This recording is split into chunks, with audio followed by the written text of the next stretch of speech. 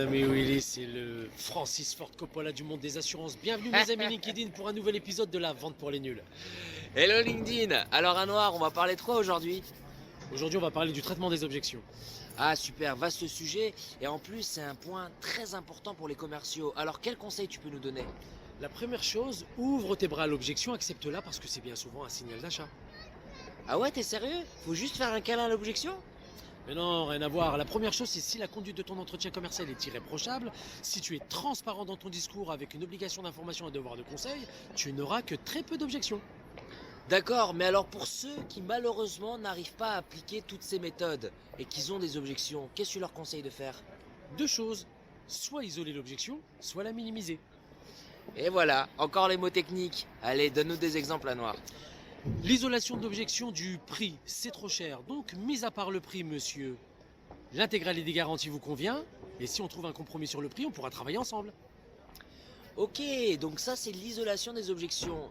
Et la deuxième? La minimisation. Parlons par exemple de la franchise. Oui, mais la franchise en vol est vraiment trop chère pour vos véhicules. Je vais lui demander, mais monsieur, quel est le prix de votre véhicule? 40 000? Donc en fait, monsieur, vous allez avoir une indemnisation de 40 000 euros et ça ne vous coûtera que 500 euros. Ah d'accord.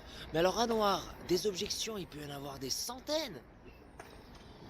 Ouais, des objections, c'est vrai, Willy, on a des centaines en réalité avec deux grandes familles. Il y a les objections qui sont sincères et les objections non sincères. Les objections sincères, c'est le prix, donc tu peux le minimiser ou l'isoler. Les garanties, tu dois les travailler de la même manière.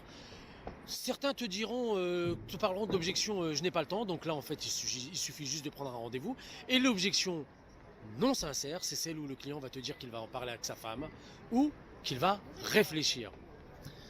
D'accord, donc si je comprends bien, soit on a bien réussi sa vente et on aura peu d'objections, soit on aura beaucoup d'objections et il faut isoler ou minimiser les objections.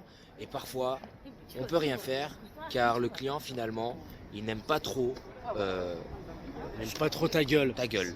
Voilà, c'est ça. C'est ça? Voilà, J'osais voilà pas le mes dire. amis. Donc n'ayez pas peur des objections. Les objections sont vos amis. Et d'ici là, bonne vente.